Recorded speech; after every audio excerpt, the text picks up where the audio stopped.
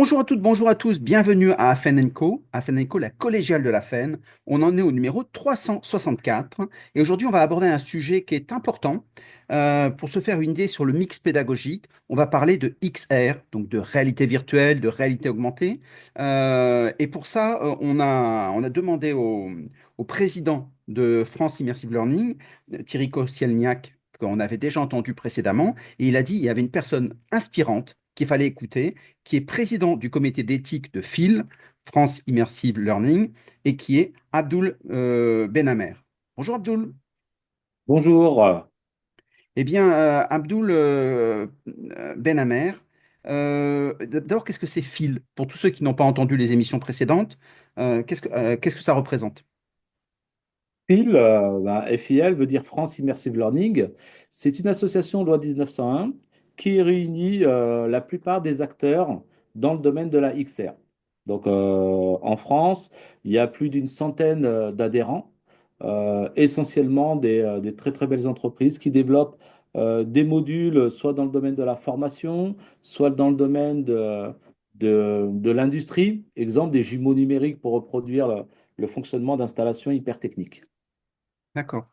Et donc, tu dirais que l'XR en France, c'est plutôt une bonne place ou c'est encore quelque chose à la marge? Je ne dirais pas que c'est à la marge. Il commence à avoir une acculturation des outils numériques au sein des centres de formation. Donc voilà. Pourquoi? Parce qu'aujourd'hui, on se rend compte que les moyens matériels en formation technique, par exemple, sont hyper onéreux. Donc, il y a à la fois la notion de coût et à la fois la notion de sécurité. Mm, Exemple, si je dois former des élèves sur monter dans une grue et aller récupérer une charge, bah je suis désolé, mais rares, très très rares sont les centres de formation qui ont des grues. Par contre, mm. être capable de mettre un casque de réalité virtuelle sur la tête d'un élève et aller piloter une grue, s'entraîner, faire, refaire, maîtriser les gestes techniques, oui, là, il y a un réel, réel intérêt pédagogique. Et souvent, une question qui revient sur ceux qui ne connaissent pas bien l'XR, et on va y revenir, sur tous les développements, etc., et surtout sur tout ce que tu fais avec ton espace de démonstration, qui est un lieu intéressant. L'élément, c'est de se dire, finalement, le casque, ça coûte cher, ça évolue rapidement, donc on en achète un, il faut en racheter un autre dans la foulée. Est-ce qu'il n'y a pas une barrière à l'entrée? Honnêtement, d'expérience, c'est plus une barrière psychologique D'accord. à plusieurs niveaux. Un, déjà, il faut que les formateurs aient des aptitudes au numérique. Donc, je suis désolé, mais voilà, ouvrir un ordinateur, utiliser Word, Excel, c'est bon, c'est facile. Par contre, utiliser un casque, uploader un programme dans le casque, connecter le casque à un réseau Wi-Fi, c'est juste une phase d'apprentissage. Voilà. Il faut que l'ensemble puisse le faire. Et après, une fois qu'on a passé ce cap-là, il faut penser à la maintenance des casques, il faut penser à l'hygiène.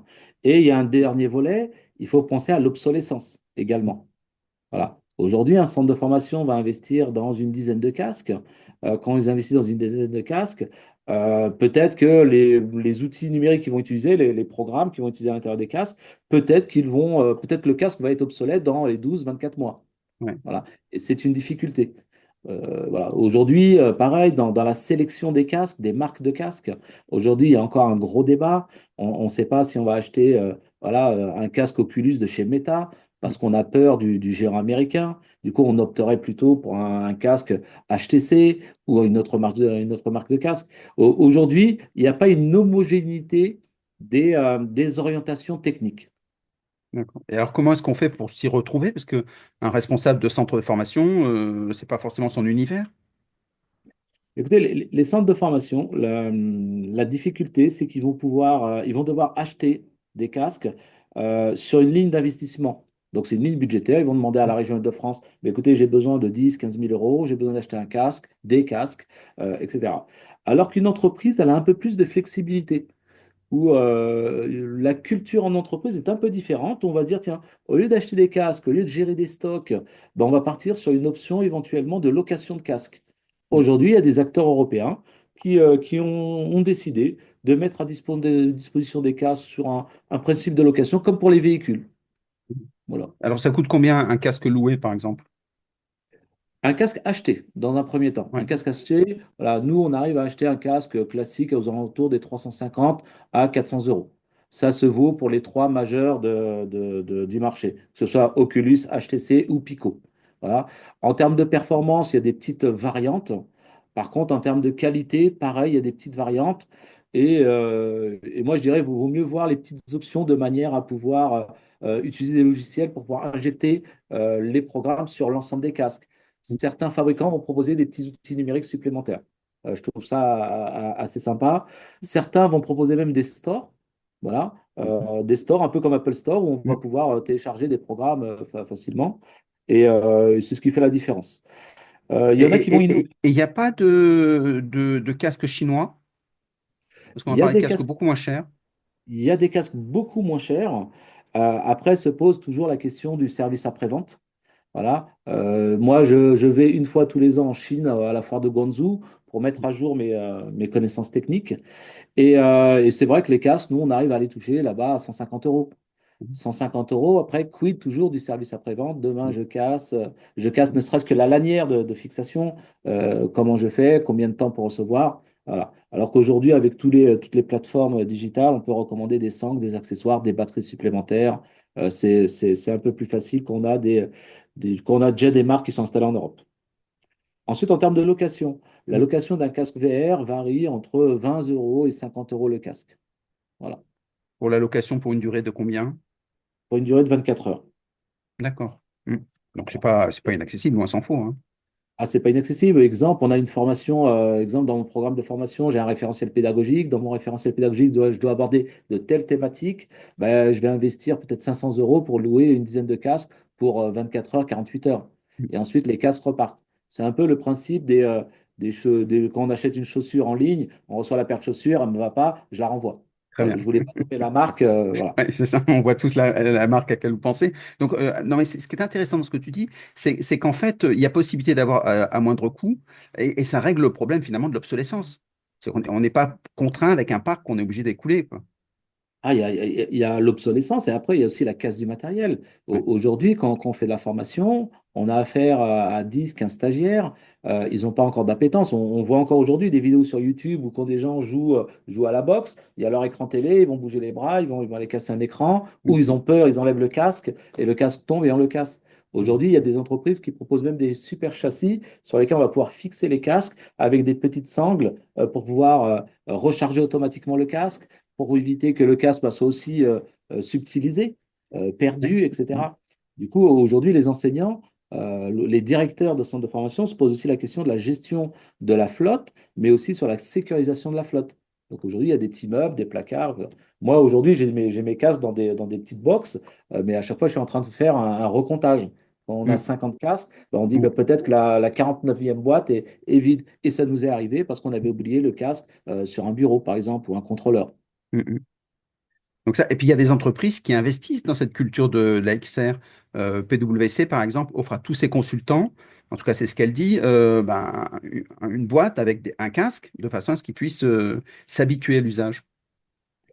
Il y a s'habituer, il y a aussi optimiser, on va dire, la masse salariale.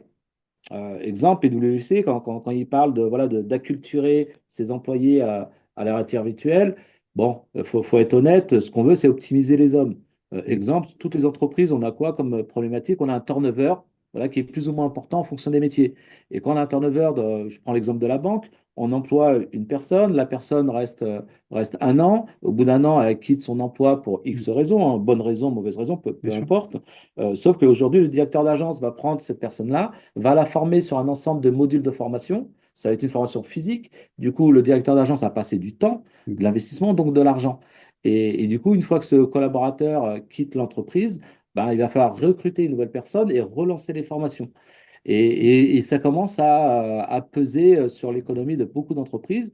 Et aujourd'hui, certaines entreprises ont la réflexion en disant, bah, attendez, c'est quoi ces modules de formation? Est-ce que c'est des modules qui peuvent être digitalisés? Ouais. Exemple, j'arrive dans la banque, je mets un casque, on va me lancer le premier module sur la sécurité, sur la relation client, sur la fermeture de l'agence en Mm. fin de journée, et j'aurai mes points de contrôle.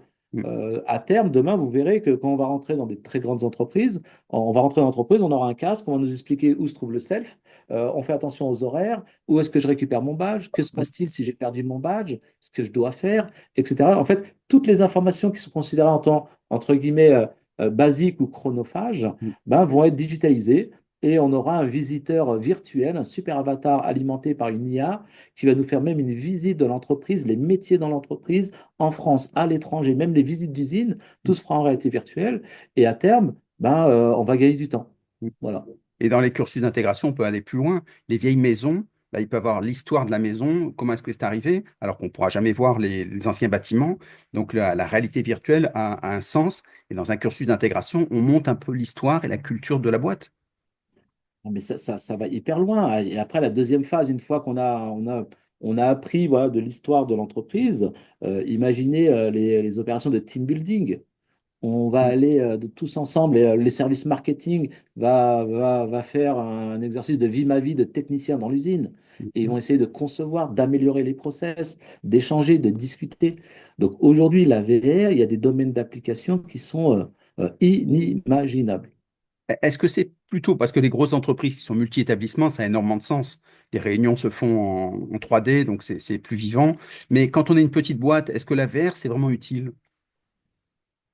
En fait, pour moi, il n'y a pas de petites boîtes ou de grosses boîtes qui vont pouvoir utiliser la XR. J'ai une petite boîte, je conçois des produits, je dois faire une démonstration client. Au lieu de déplacer, je sais pas, mon imprimante 3D, je me déplace avec un casque et je le mets sur la tête de mon client de manière à lui montrer voilà, comment je conçois le produit, où je deviens même lilliputien. Je deviens tout petit, je vais rentrer à l'intérieur de mon produit en 3D et je vais parler de mes spécificités techniques.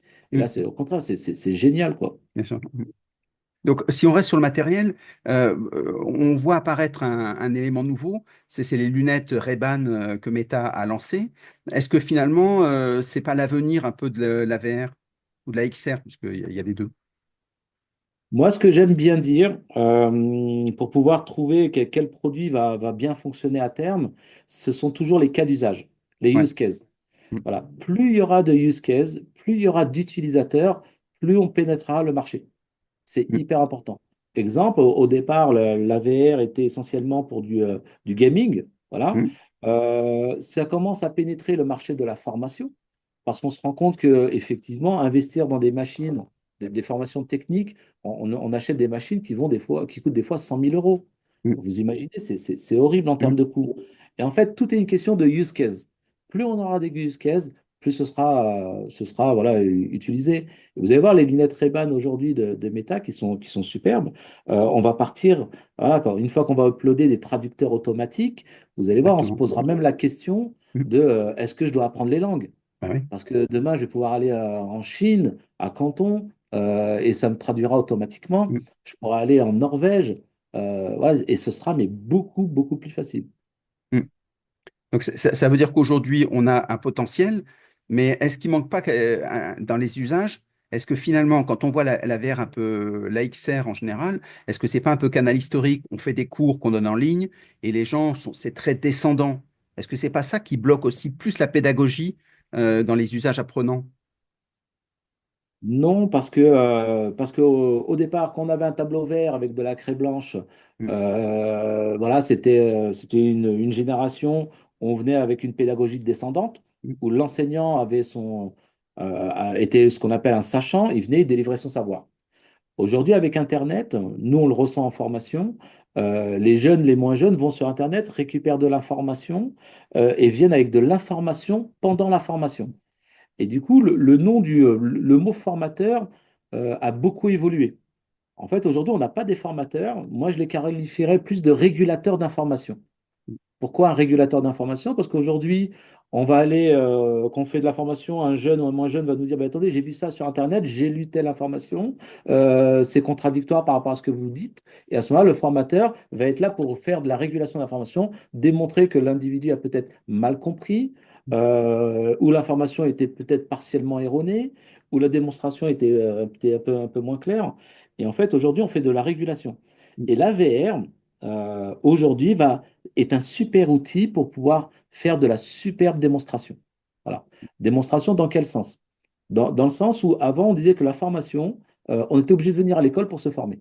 Donc, je viens à l'école, je fais 7 heures de formation. Dans le monde de demain, on va pouvoir se former le matin, l'après-midi, le soir. On va même se former sur des micro-formations. Donc, la notion de snacking learning, où j'ai besoin de monter en compétence sur une thématique. Voilà, comme le disait le gouvernement, se former tout au long de sa vie. Ben, j'ai dans mon usine d'impression, j'ai une nouvelle machine. Ben, au lieu d'aller en salle de formation, je mets un casque VR et j'ai un avatar qui va expliquer comment fonctionne ma machine. Et peut-être 6 mois après, quand le logiciel va être upgradé, je vais pouvoir mettre un petit casque VR et je vais pouvoir monter en compétence sur une compétence. Mais Pour ça, est-ce le mot est-ce que finalement YouTube le fait, ça? Avec les tutos, on a de l'information. YouTube le fait, mais ce qui va me manquer c'est avec YouTube, c'est pouvoir le toucher, toucher les objets. Voilà, je vais pas pouvoir toucher, je vais pas pouvoir me mettre à genoux, baisser ma tête, regarder où est-ce qu'il y a un boîtier à démonter, etc.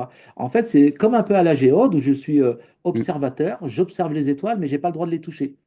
Ouais, Alors qu'en ouais. VR, là, je vais pouvoir les toucher. Par Mm. contre, c'est la première phase.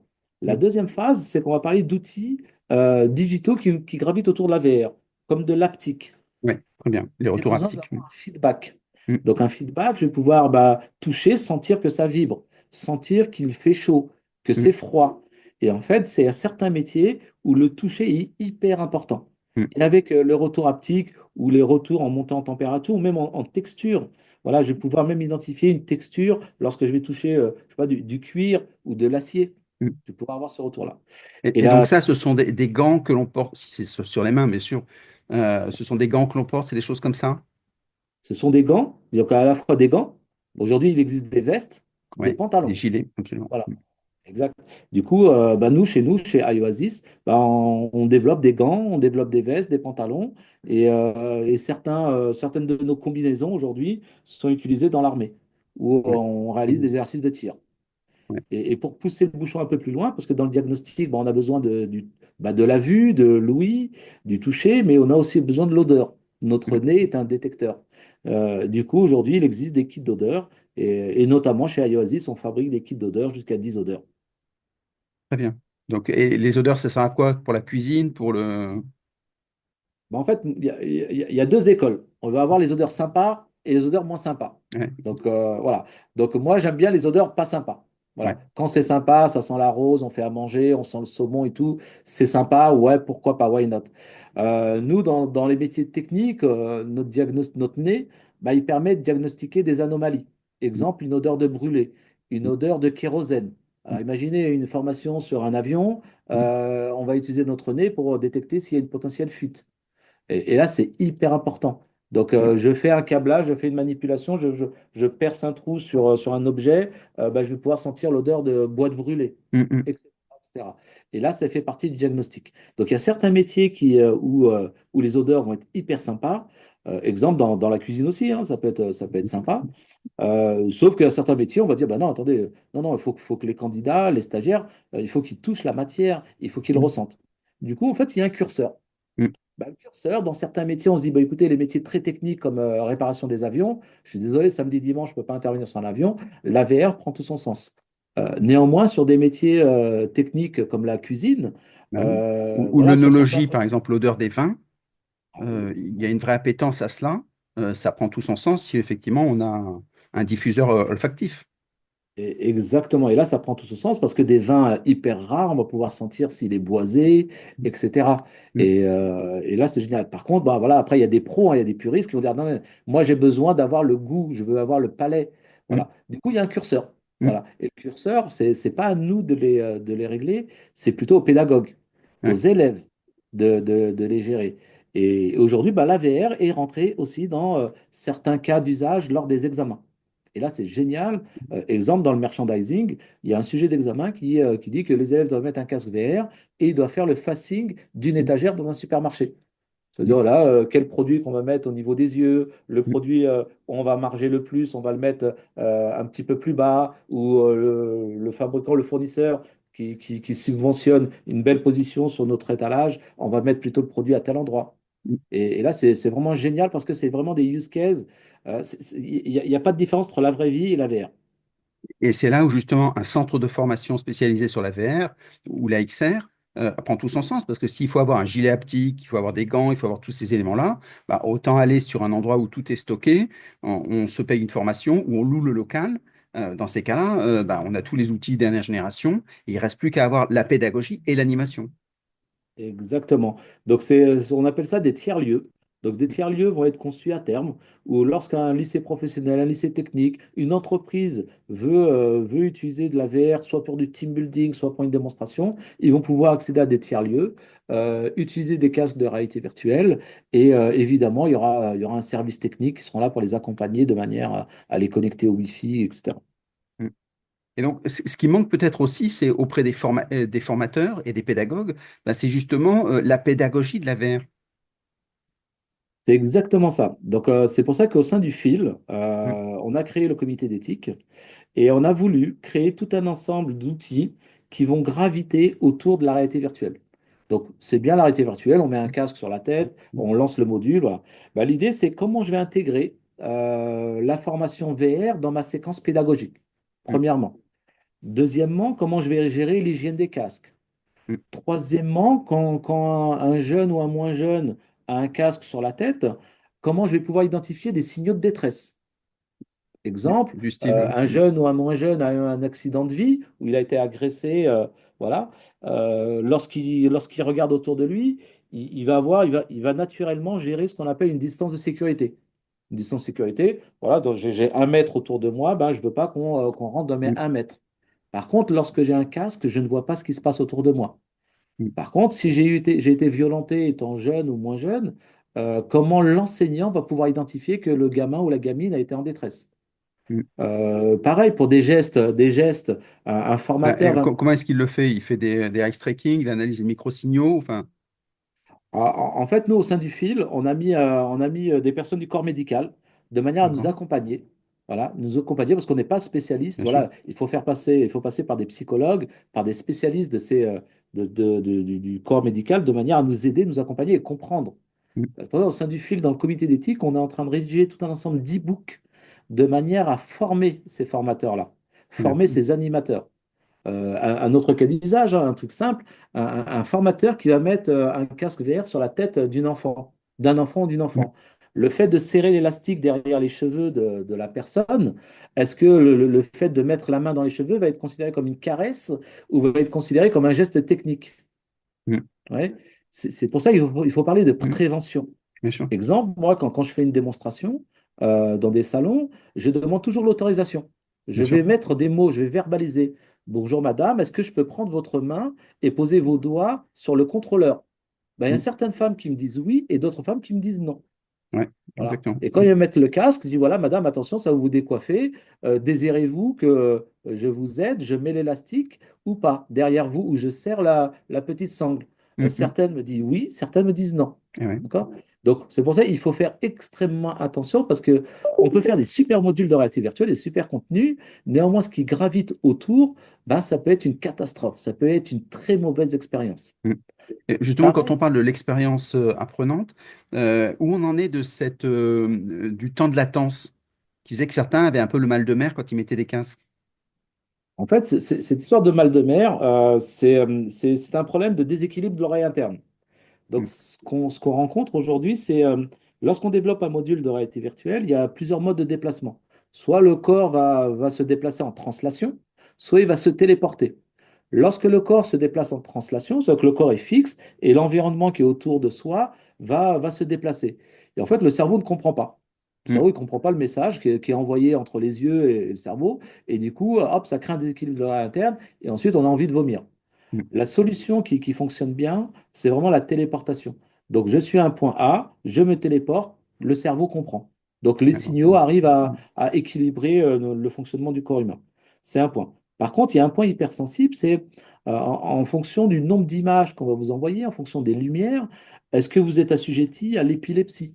On ne le Ouais. sait pas, c'est une donnée médicale, Mm, c'est mm, personnel. mm, Alors, imaginez, moi je suis enseignant, je prends 15 ans, 15 jeunes, 15 moins jeunes, j'en mets tous des casques parce que j'ai acheté un super module de formation et je me dis, tiens, tout le monde est excité, sauf que j'en ai un gamin qui me fait une crise d'épilepsie, il tombe sur le mm. coin d'une table, quid de la responsabilité? bien sûr. Alors, voilà, la fonction du fil, c'est se dire, bah, écoutez, on va proposer des process. Un des premiers process, c'est on reste tous assis lorsqu'on fait une démo. On reste tous assis, on met tous un casque de réalité virtuelle. Allez, étape nulle. Ça dure à chaque fois 30 secondes, hein. Est-ce que tout le monde va bien? Oui. OK. Essayez de vous déplacer, mais en restant assis. Donc, téléportez-vous d'un point A à un point B, Mm, récupérez un objet. Est-ce que tout va bien? Est-ce que tout le monde commence à... personne n'a des difficultés? Si la réponse est OK, un par un, je fais lever les élèves. mm. OK. Je les fais déplacer un par un avec leurs jambes. OK. Si tout va bien, je commence à libérer chacun des élèves. Vous voyez, cette procédure-là, elle est toute bête. Par contre, Bah imaginez oui, que c'est j'ai un important. cas sur 10 000 élèves qui me Mm, fait une mm. crise de formation. Même moi, en tant que formateur, je n'ai pas été préparé aux crises. Je ne sais pas peut-être faire la différence entre une crise cardiaque ou une crise d'épilepsie. Ça peut être une catastrophe. Bien Pour ça, sûr. il va falloir proposer tout un ensemble d'outils grâce au fil qui vont graviter autour de la XR. Et justement, en termes de fatigue attentionnelle, est-ce qu'on peut faire 7 heures de XR d'un journée? Bah, aujourd'hui, il y a des choses qui ont été régies de manière empirique. Donc, je prends un cas extrême, un YouTuber a passé 24 heures en réalité virtuelle, hop, il n'est pas mort. Donc, tout va très Ouais. très bien. Voilà. Sauf qu'aujourd'hui, on n'a pas de feedback sur l'impact du Mm, cerveau humain, mm, parce qu'aujourd'hui, malheureusement, on ne peut pas faire d'expérience sur les êtres humains. mm. Voilà. Du coup, aujourd'hui, il y a des règles qui disent, bon, voilà, en dessous de 7 ans, on ne peut pas mettre de casque de réalité virtuelle, mais je ne sais pas, à 9 ans, le fait de mettre un casque de réalité virtuelle sur la tête, je ne connais pas encore les séquelles Mm. sur le cerveau humain. Bon, l'ensemble des écrits qu'on a pu trouver, l'ensemble de la bibliographie qu'on a pu trouver, ce sont vraiment des choses qui sont empiriques. Aujourd'hui, au sein d'IFIL, on a réuni tout un ensemble de littérature technique, d'études médicales, et ça va être édité, on espère, à la fin 2025, de manière à fixer un ensemble de règles. Pas très bien. Donc, c'est une très, très belle démarche. Alors, une des autres critiques qui est formulée, c'est le fait de dire, c'est quand on rentre dans un module de réalité virtuelle, il faut il y ait toute une ingénierie, un design qui soit fait. C'est assez lourd. Alors que finalement, les formateurs aimeraient bien avoir quelque chose qu'ils puissent créer facilement, un peu comme sur YouTube, ils se créent leurs vidéos. C'est-à-dire, il n'y ait pas une grosse barrière à l'entrée pour qu'eux soient à l'aise dans la production de modules et ne soient pas obligés d'externaliser à des gens qui soient des spécialistes, des experts. Est-ce que c'est Donc, encore vrai? c'est presque vrai. L'avantage, c'est que la profession est en train de se professionnaliser. D'accord. Exemple, au sein de l'AFPA, il y a un titre professionnel qui va être réalisé, qui va être chef de projet digital en réalité virtuelle, dans Mhm. lequel on va commencer à intégrer la notion de référentiel pédagogique, Mhm. d'évaluation pédagogique à l'intérieur du module VR. L'idée, c'est de fixer former des personnes qui vont pouvoir accompagner les entreprises qui développent des modules de réalité virtuelle. Exemple, encore une fois, au sein du fil, on espère, avec tout ce qu'on a, avec toutes les thématiques qu'on est en train d'aborder, créer une labellisation sur les modules de réalité virtuelle. Voilà. Pourquoi la labellisation? Ouais. Et, un truc simple. Est-ce que l'entreprise qui a développé un module a pensé à prendre en compte le handicap des individus? Mhm. Voilà. Par exemple, moi, Abdoul, j'ai un handicap sur les couleurs. Je Mhm. ne vois pas les couleurs. Est-ce que dans l'exercice qu'on va me donner, il y a une petite option pour jouer sur des nuances de gris, Mhm. par exemple? Autre point, quand on fait de la formation, il faut qu'il y ait ce qu'on appelle un test de positionnement, un cours, peut-être potentiellement, Mhm. des travaux pratiques et à la fin une évaluation. Voilà. Et en fait, on a identifié à peu près une quinzaine de thématiques, et un peu comme dans la classification énergétique, A, B, C, D, E, F, Mhm. sur chacune des thématiques, ben, on va pouvoir proposer une labellisation A, B, C, D, E, F, par exemple. Très bien. Exemple, prise du handicap, A, Mhm. B, C, D. Et Mhm. l'idée, c'est que l'ensemble des entreprises, l'ensemble des acteurs de l'AXR vont commencer à mettre cette espèce, ce sera une espèce de marguerite, Mhm. et pouvoir identifier et nous forcer aussi, hein, à Mhm. prendre en compte ces personnes-là, ces personnes en situation de handicap, par Bien sûr. exemple. Mhm. Est-ce que l'entreprise va proposer un petit module, un petit micro-module sur sensibiliser les formateurs, les animateurs sur comment identifier un apprenant lorsqu'il est en détresse, Mhm. par exemple.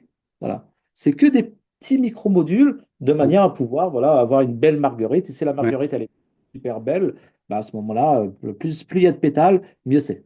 Exactement. Et la labellisation permet justement de pouvoir acheter mieux, que ce soit les formateurs, que ce soit l'ensemble de l'écosystème, ça donne de la visibilité.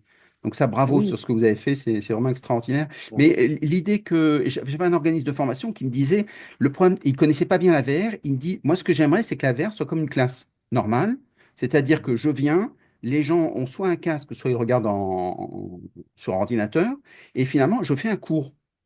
Ce qui fait Mhm. que, est-ce qu'on peut faire ça aujourd'hui, faire un cours comme ça, sans plus, alors bien sûr on crée un compte, etc., sans plus de problématiques, sans plus de connaissances? Est-ce que c'est des choses que qu'aujourd'hui on peut faire sur des plateformes?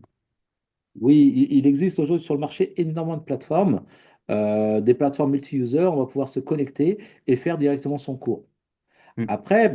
Après, bon, soit on reste sur un modèle où je viens, je délivre mon savoir, Ouais, mm. c'est un choix, hein. Et Mm, après, on ne mm. fait pas de différence entre Zoom, Teams et ce module-là.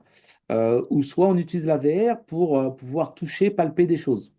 Ouais, C'est un choix pédagogique, mm. hein. Ensuite, je Mais peux pas pour, dire pour que pouvoir palper, il faut avoir l'outillage nécessaire. oui, l'outillage ou pas. Par exemple, Ouais, un truc super simple. Nous, on a créé un module sur le système solaire. Donc, très quand bien. le formateur rentre dans le système solaire, on a fait en sorte de jouer au ballon avec les planètes. Du coup, D'accord. les formateurs, voilà, jouent au ballon. Donc, Mm. pour pas le dire, ils prennent toutes les planètes, ils démontent les planètes dans le système solaire. Donc, ce qu'on dit, nous, à chaque fois, quand je fais une démonstration, je prends Jupiter et je la jette à la tête d'un élève. Mm, mm. Donc, quand l'élève, ça lui arrive, d'un coup, il se dit, attendez, moi, je vais prendre la Lune, je la jette à la tête d'un autre élève. Et en fait, ils foutent le bordel dans le système solaire. Et au bout d'un moment, une fois que tout le monde s'est bien amusé, ah, on dit, ah, C'est la oups, guerre cosmique. voilà, c'est une super guerre cosmique. Et à un moment, on se dit, attendez, zut, il était où le Soleil? Il était Mm, où Jupiter? mm. Et là, vous voyez, c'est la pédagogie complètement Ah ouais. inversée. Mm, Et on recommence à zéro. On dit, attendez, ah, je crois que Jupiter était là. mm, Attendez, non, le prof, etc. Évidemment, le prof va pas les aider. Et là, on va voir si c'est le Soleil qui tourne autour de la Terre ou, mm, mm. ou la Terre qui tourne du Soleil. Voilà. Et l'idée, c'est de s'en amuser, quoi. Discuter, débattre, commenter, déplacer, toucher les objets. C'est l'intérêt de la VR. Absolument. Donc ça, c'est très intéressant. Alors justement, je voulais que tu parles de ton centre pour montrer un peu d'abord ce que tu fais et surtout l'expérience que tu en as retirée, parce que tu as un centre qui a une superficie assez rare autour de Paris, pour tous ceux qui sont en province. Bah, parle-nous de ton centre.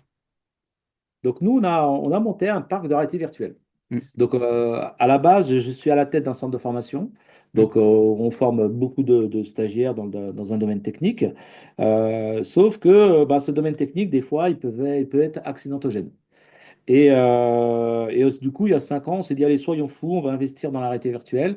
On a pris un local juste à côté de chez nous, il fait 2700 mètres carrés, et on a commencé à recruter un développeur qui a développé un module de réalité virtuelle.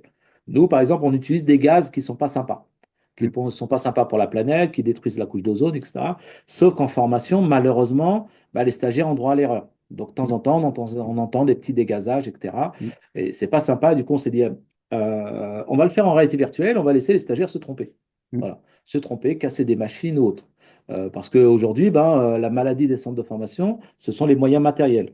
Les stagiaires ont droit de se tromper, ils font des mauvaises manipulations. Ben, c'est normal parce qu'on les fait monter en compétences. Ils consomment du matériel et voilà. Du coup, on a monté un parc de réalité virtuelle de 2700 mètres carrés et au départ, on était fous. Pour être mm, honnête, on était mm, complètement mm. fous. Et, Donc maintenant, c'est plus le euh, cas parce que c'était au départ. et parce que c'était au départ, et pour bien comprendre, bah, j'ai fait un très très gros travail de sourcing d'abord sur la partie gaming, essayer de comprendre ce qui se passe en gaming, la philosophie en réalité virtuelle dans le gaming, comment on gagne des points, comment on en perd, etc., et comment on peut les appliquer. Et au départ, il n'y avait aucune règle. Ça veut dire qu'on pouvait mettre un casque à des enfants de 5 ans, hein. Voilà, et personne ne disait rien, personne ne se posait la question. Aujourd'hui, on développe des modules de réalité virtuelle. On a à peu près 35 développeurs. On réalise des modules de formation. On fait beaucoup de formations sur l'acculturation de la réalité virtuelle. Très bien. Mm. C'est-à-dire comment je l'intègre dans ma formation. Parce qu'il Alors, ne faut pas. 2700 mètres carrés, c'est énorme. Comment vous organisez à l'intérieur? Donc, à l'intérieur, on a à peu près 50% de plateaux où c'est que nos développeurs. Et D'accord. les autres 50%, c'est des zones de démonstration. Voilà. Très bien. On a une grosse salle de conférence de 400 mètres carrés où on a D'accord. des super grands écrans et on fait beaucoup de confs dans cet espace-là pour parler de l'intégration de la VR à l'intérieur de nos référentiels pédagogiques. D'accord. Pour donner une Très, idée, un module, ça coûte combien si on veut assister à une heure d'un module? pour l'acculturation, c'est Mm. gratuit. Très bien. C'est totalement gratuit, on ne fait pas payer parce qu'on veut que les personnes mettent les casques. Pour être Mm, honnête, hein, à chaque fois mm, qu'on mm. parle de réalité virtuelle, les gens disent oui, oui, je connais parce qu'ils ont vu des reportages à la télé, Ouais. peut-être ils ont joué à un jeu. Mm, Je prends l'exemple d'un organisme certificateur. Parce que mm, tout à l'heure, on a parlé de la formation, maintenant on va parler de la certification. Ce qu'on veut, c'est qu'à terme, dans les formations VR, on puisse certifier les stagiaires. mm, Tout à l'heure, j'ai commencé à introduire la notion d'examen au mm, sein de l'Éducation nationale pour la formation merchandising. Demain, on va pouvoir avoir nos évaluateurs qui vont être en réalité virtuelle, identifier le geste technique du collaborateur de manière à lui dire, OK, je valide ta compétence ou je ne la valide pas. Donc, il va être mm, évalué en réalité virtuelle. Je prends l'exemple d'un organisme certificateur où on lui a dit, bah, écoutez, on veut certifier un module bien précis sur une compétence bien précise en réalité virtuelle. D'un coup, ils ont freiné d'un coup. Ils ont dit, non, non, non, ce n'est pas possible. La réalité virtuelle, c'est pas possible de le faire. Et nous, on ne comprenait pas. On les a mm, invités chez nous. On leur a mis un casque de réalité virtuelle sur la tête. On a regardé le référentiel de certification. Et à la fin, la personne a dit, waouh, mais je ne savais pas qu'on pouvait faire ça. mm. Et c'est pour ça que quand je parle d'acculturation, ça prend vraiment tout son sens. Parce qu'aujourd'hui, des profs d'histoire, vous imaginez un prof Mm. Bien d'histoire, sûr, c'est génial. hein, Mm, resimuler mm, allez, la guerre 14-18, mm, la prise de la Bastille. mm, Voilà, on va voir bah, les élèves, ils vont s'habiller en quelle couleur? En mm, bleu, en mm, rouge? Est-ce qu'ils sont avec des Girondins mm, ou mm, pas? mm. Avec des royalistes? Vous voyez, Exactement. mais ce serait génial. Mm, Et mm, là, le fait de se battre, qu'on voit les royalistes avec le peuple se battre, mais c'est génial. mm, La mémorisation, voilà. mm. Donc ce serait Est-ce que énorme. finalement, on a parlé du geste, on a parlé de la connaissance qu'on remet en expérientiel, c'est énorme. Est-ce que finalement, les soft skills, ça fonctionne bien avec la XR? Ça fonctionne super bien. Nous, aujourd'hui, au sein d'IOASIS, on a conçu un module qui s'appelle Recrute-moi. D'accord? Recrute-moi, on a mis 7 profils psychologiques de recruteurs. Donc, le D'accord? recruteur super sympa, le recruteur qui est trop empathique, Mm, le recruteur qui est nerveux, le recruteur qui est malhonnête. mm, Et l'idée, ça a été de bousculer les candidats, sachant que nous, les recruteurs, ils sont animés par des IA. mm. Donc, une fois qu'on a mis les bons prompts, ben, le recruteur qui est malhonnête, quand vous arrivez, ben, pour vous stresser, il va vous dire, attendez, c'est inadmissible, vous êtes arrivé en Mm. retard, ça fait une demi-heure que je vous attends. Très bien. La stagiaire va stresser, il va commencer à perdre ses mots, on va le poser des questions même en dehors de la fiche de poste. Ben, l'idée, ça va être de le déstabiliser. Mm, Certains n'aiment pas, certains aiment, sauf que ce que j'aime bien dire, moi, c'est qu'on a des super compétences sur des candidats, sauf qu'ils ne trouvent pas de boulot, parce qu'ils n'arrivent pas à passer le cap ouais. de Mm, cet entretien-là. Et plus ils vont prononcer des mots-clés sur la fiche de poste, sur la fiche métier, ben plus son diagramme, ce qu'on appelle le diagramme de Kvyat, le diagramme de compétences va s'élargir. Et mm. ce qu'on fait, c'est qu'on affiche à la fin de l'entretien le diagramme de compétences et ils voient là où ils ont pêché, etc. Et là, ce qui est génial, c'est qu'ils peuvent faire, refaire, refaire. Ben oui, c'est ça. Mais Voilà. est-ce que ça peut aller jusqu'à, alors on parle d'intelligence émotionnelle, des choses comme ça, des choses qui sont plus de la cognition, qui sont plus difficiles à Mhm. évaluer. Alors, est-ce que c'est des choses qu'on peut évaluer le bien-être des gens? En fait, aujourd'hui, il y a quasiment. En fait, pour être honnête, aujourd'hui en VR, moi j'aime bien dire, c'est comme à l'époque où on allait chercher de l'or aux États-Unis, c'est qu'on est en pleine prospection.